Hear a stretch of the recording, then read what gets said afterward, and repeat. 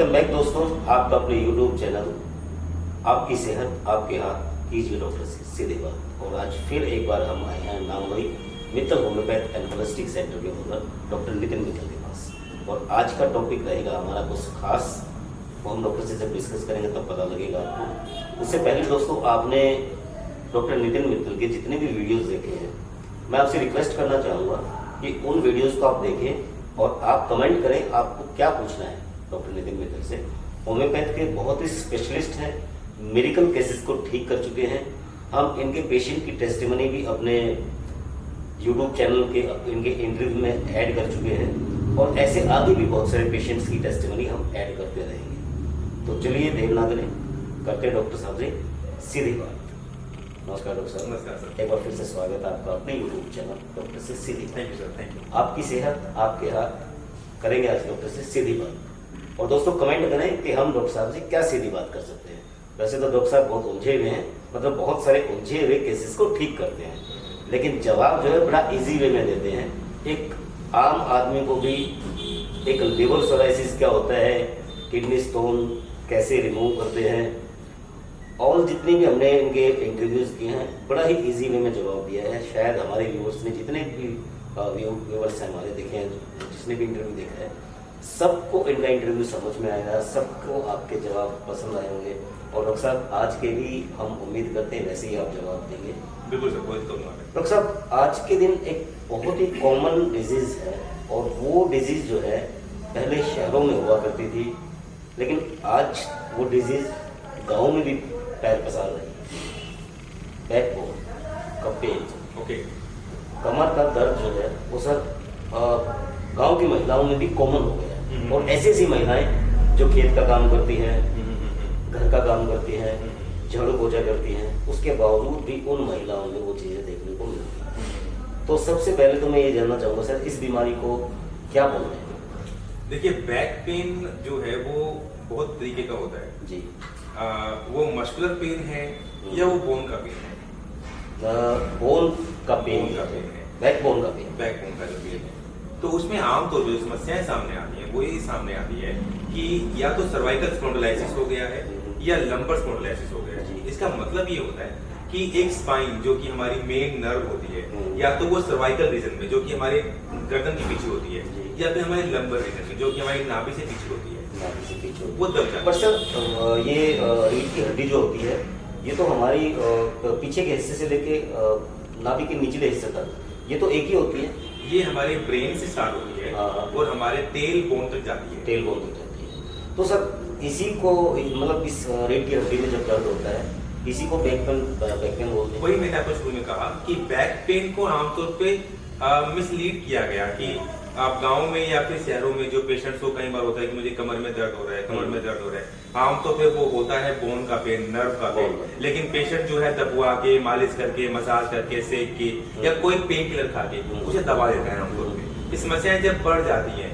फिर वो हमारे पास आता है। सर आज से हम 30 साल 40 साल 50 साल पहले की बात करें तो इस तरह की कोई बीमारी नहीं थी, मतलब एक रेयर देखने को मिलती थी।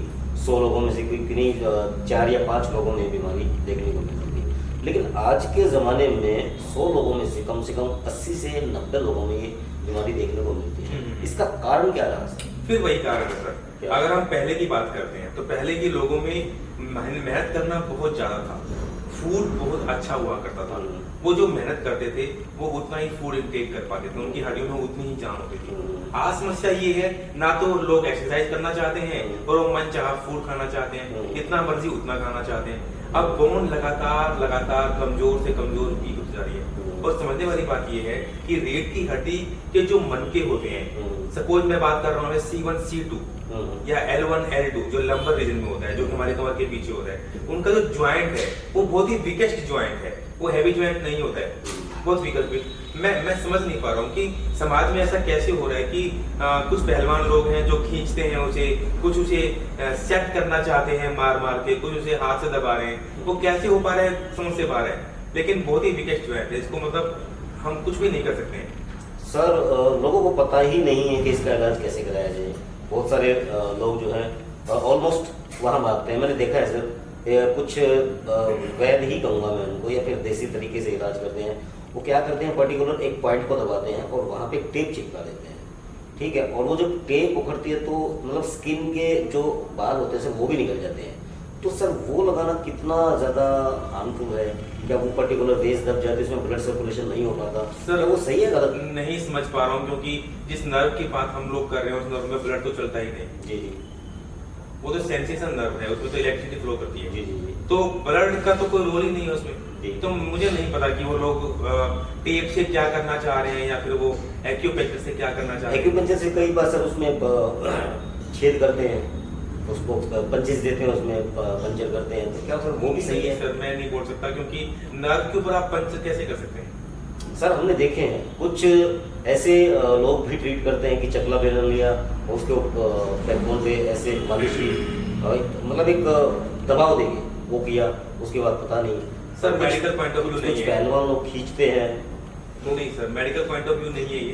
अब वो लोग किस तरीके से करना चाह रहे हैं, तो वो क्या लोग आप उससे- सजेस्ट करना चाहेंगे कि ये मतलब जो ऐसा जो करते हैं वो लोग इन सब चीज़ों से दूर रहे? डेफिनेटली सर, क्योंकि डेफिनेटली। आपकी देखो आपकी सेहत है।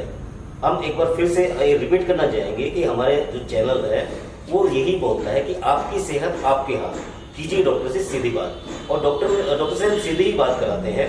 उसमें हमारे इंटरव्यू में जितने भी डॉक्टर होते हैं डायरेक्ट बात करते हैं। आपकी सेहत आपके हाथ है, बैकबोन आपकी है।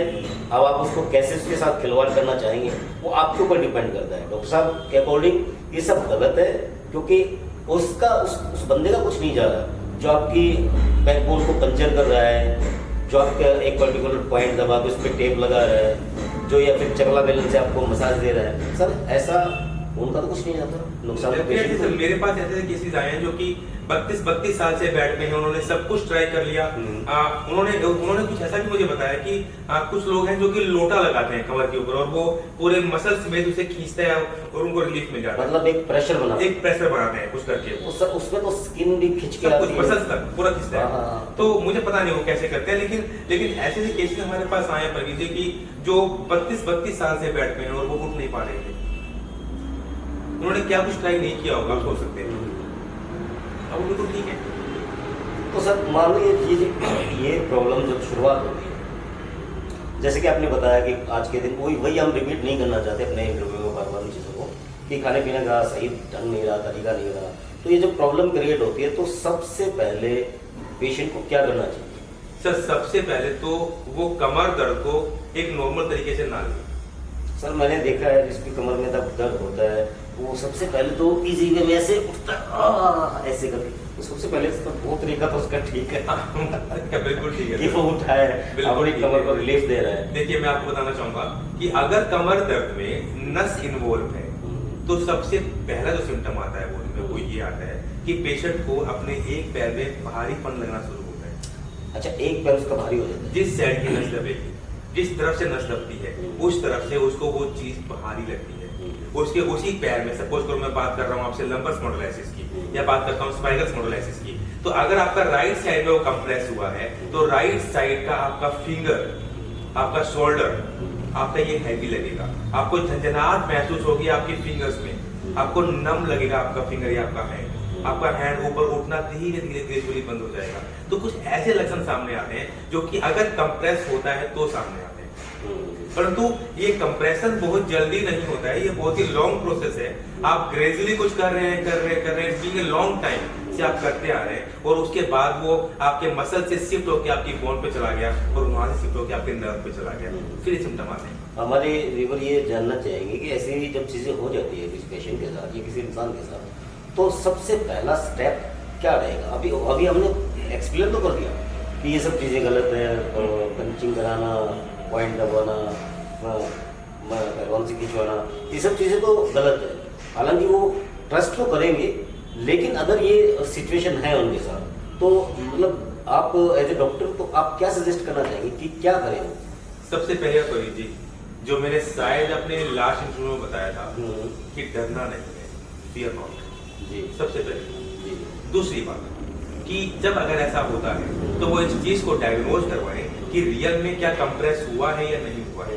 कई बार पे कंप्रेस नहीं होता है, वो डिस्क के जो गैप है वो डिस्टेंस मेंटेन नहीं रहता है, समटाइम लंबर लार्डोसिस एक टर्म होती है जो कि वो वहाँ क्रिएट हो जाती है, तो पूछते हैं कि कुछ समस्याएं आती हैं, तो उसके लिए पहले वो एमआरआई सेंटर पे जाएं, एमआरआई करवाएं, डॉक्टर से मिलें, उसके बाद वो बहुत इजी है उसको ट्रीट करना, बहुत मुश्किल नहीं है वो। यहाँ पे मैं एक आपकी बात काटना चाहूँगा सर, हमारे व्यूअर्स से मैं बताना चाहूँगा, शायद उनके फैमिली में वैसे बंदे होंगे या हमारे व्यूअर्स ने आसपास देखा होगा कि 100 लोगों में से 90 लोगों को ये प्रॉब्लम है, तो 80% लोग ना तो एक्सरे कराते ना एमआरआई कराते, वो सिंपली ऐसे ही जाते हैं, जैसे मेरे को यहाँ पे दर्द है, वो पॉइंट दबाते हैं, टेप लगा देते हैं, उनको रिलैक्स होता, जब तक वो दबी हुई है सर तब तक उसको रिलीफ लगेगा। जैसे ही 4 दिन 5 दिन बाद वो निकाली, वापस फिर ये प्रॉब्लम क्रिएट हो जाएगी। तो मैं आपने जो चीज़ बताई वो सही बात होगी आपने, मैं अपने व्यूअर्स से आसपास जो जिन्होंने देखा है आसपास, उन सबसे मैं रिक्वेस्ट ये करना चाहूँगा, जब भी कोई ऐसा पेशेंट मिले आप उनसे ये पूछो कि आपने एमआरआई कराई है क्या। अगर एमआरआई कराते हैं डॉक्टर साहब, उसमें तो प्रॉब्लम आती है एमआरआई, आपको ये प्रॉब्लम है और उस प्रॉब्लम का इलाज है, चाहे आप कहीं से मिले लेकिन पर्टिकुलर डॉक्टर से इलाज, डेफिनेटली सर, डॉक्टर जो एक्सपर्ट हो, जिसने डिग्री कर रखी हो और जो डिग्री एलिजिबल हो, उस डॉक्टर से इलाज कराएं आप। सर ठीक है, किसी ने एमआरआई करा ली, इलाज के लिए आ गए, उसके बाद क्या इसका रहता है सर, कितना टाइम लगता है, क्या होम्योपैथी में पॉसिबिलिटी से ये बिल्कुल ठीक हो जाएगी? 101% सर। आपने सर अब तक कितने सारे पेशेंट्स को ठीक कर दिया? 7 ईयर के इस प्रैक्टिस में मैंने 100 से ऊपर केसेस ठीक कर दिए।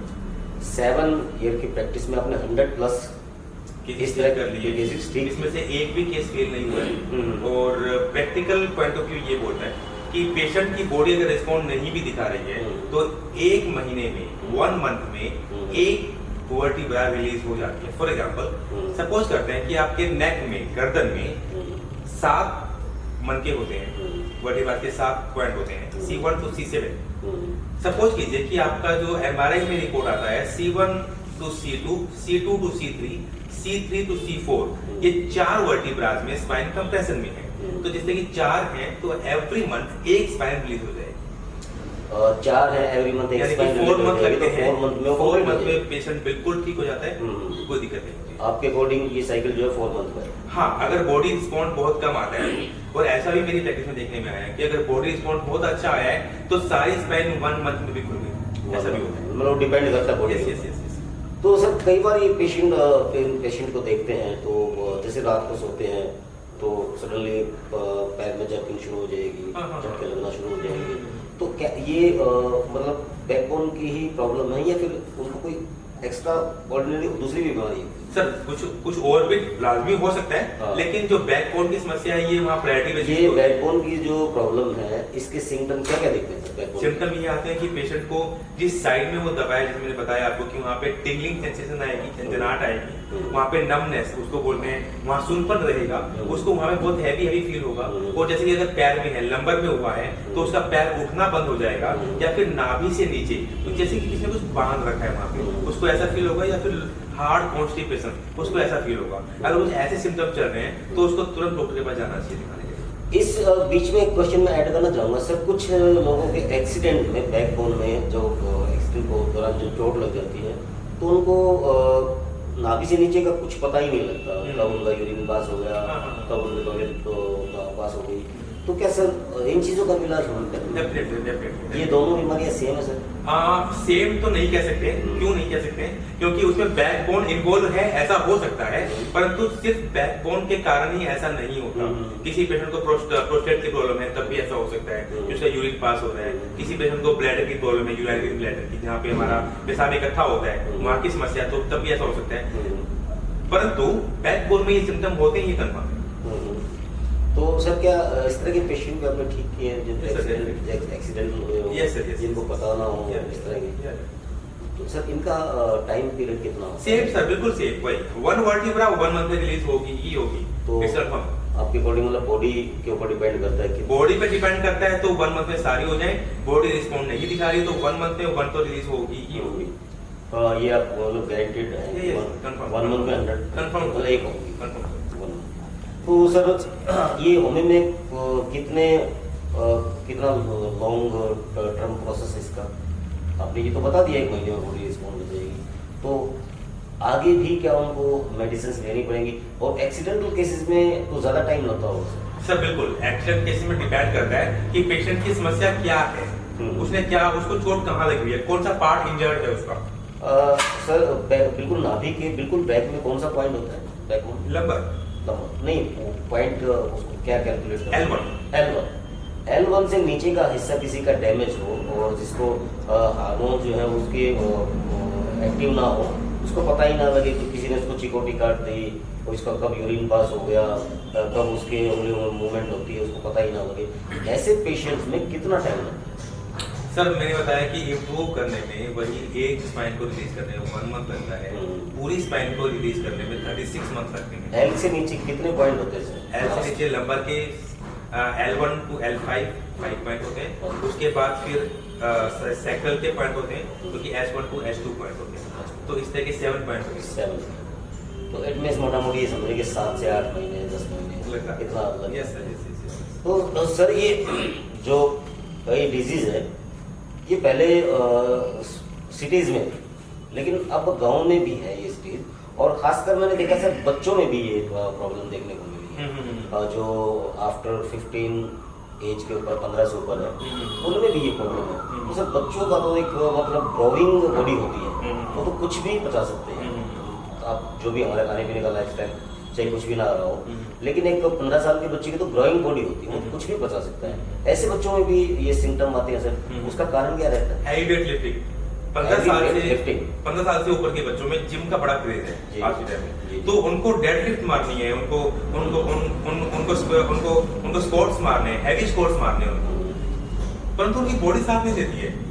अब वो 100 kg की हैवी डेड लिफ्ट लगा रहे हैं, सारा प्रेशर उनकी स्पाइन बोन पे वर्टिब्रास पे आता है, स्पाइन पे आता है, बैक पे आता है, और वो जर्क जो है वो उनकी स्पाइन को कंप्रेस कर देते हैं। जहाँ पे आपने गांव की बात करी मुझसे, गांव की लेडीज वही मेरा फिर वही कहना है कि खान पान प्रॉपर नहीं है, तो उनकी हड्डियां बहुत ज्यादा वीक हैं और काम उतना का उतना ही है। हम उसकी बात ही नहीं कर रहे सर, हम यहाँ पे सिर्फ एक बच्चे की बात कर रहे हैं कि ग्रोइंग बॉडी होती है, जैसे कि आपने कारण बताया कि हैवी वेट लिफ्टिंग करते हैं, ठीक है, हैवी वेट उठाते हैं, जिम का ज्यादा शौक रहता है, कुछ आई थिंक स्टेरॉइड वगैरह भी लेते हैं वो, हाँ जो जिम में यूज करते हैं, सप्लीमेंट यूज करते हैं। यस यस यस, तो ऐसे ये अवॉइड करनी चाहिए या फिर definitely sir, definitely. Natural diet क्या लेना चाहिए? देखिए अपनी अगर बैकबोन वो 15 साल का जो बच्चा है, ठीक है, वो जिम भी करता रहे लेकिन उसकी बैकबोन भी सेफ रहे, ठीक है, तो उसको क्या डाइट लेनी चाहिए? सबसे पहले बच्चा जिम करता रहे तो उसके लिए उसको ये समझना जरूरी है कि बॉडी की स्ट्रेंथ एक दिन में नहीं बढ़े, वो ग्रेजुअली इंक्रीज करती है, तो वो बॉडी की कैपेसिटी के अनुसार वेट लिफ्ट करे, एक्सेस वेट लिफ्ट ना करे। दूसरी बात,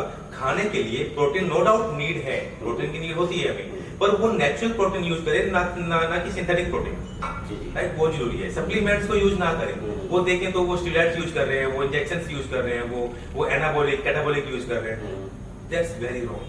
सर मैंने सुना है कि मैंने किसी डॉक्टर से ही सुना था कि बॉडी में विटामिन B12 अगर कम होने लगता है तो आपकी बैकबोन में पेन होना शुरू हो जाता है, तो क्या इतनी की सच्चाई है क्या सर? विटामिन बॉडी में D3 B12 अगर ये कम होता है तो वही मैंने कहा कि बोन। तो डॉक्टर साहब बहुत बहुत धन्यवाद आपका, जब भी आपके साथ आते हैं आप इतनी इंटरेस्टिंग बातें बताते हैं, इतनी प्यारी बातें बताते हैं कि इंटरव्यू खत्म करने का हमारा मन नहीं करता, और चाहे ये पूछते रहे कि और क्या हो सकता है क्या नहीं हो सकता, ये सब जानना चाहते हैं।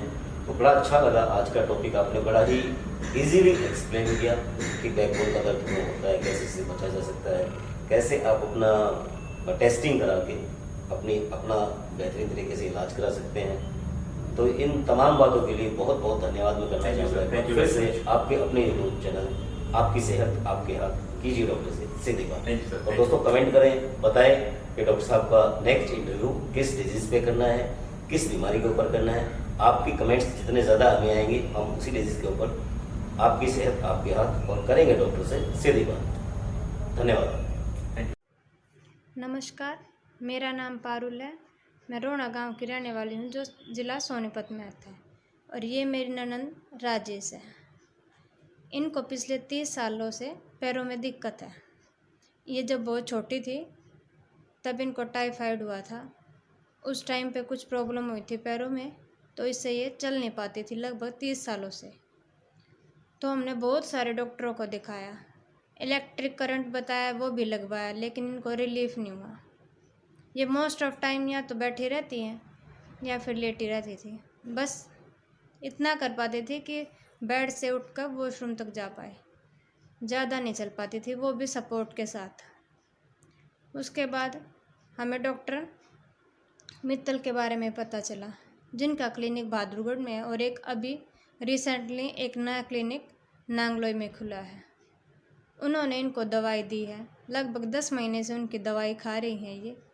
अब इनको बहुत आराम है। पहले इनके हाथ पैरों में वाइब्रेशन फील होता था, मतलब ग्रिपिंग नहीं थी। अब इनके हाथ पैरों में बहुत स्ट्रेंथ है, मतलब ग्रिपिंग कर पाती हैं ये, पहले नहीं कर पाती थी। तो डॉक्टर ने ऐसे ही दवाई दी है, मतलब इनको बहुत रिलीफ है, बहुत ज़्यादा रिलीफ है। अब ये स्टैंड के साथ से 1-1.5 किलोमीटर चल पाती हैं और बिना सहारे के, मतलब बिना स्टैंड के ये गली में घूम पाती है आराम से, कोई प्रॉब्लम नहीं होती इनको। तो हम तहे दिल से डॉक्टर मित्तल का धन्यवाद करते हैं कि उन्होंने ऐसी दवाई दी है कि इनको बहुत रिलीफ हुआ है। Thank you. आराम आराम आराम तो कोशिश कर,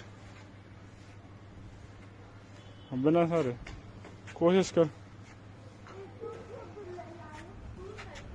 डरे मत।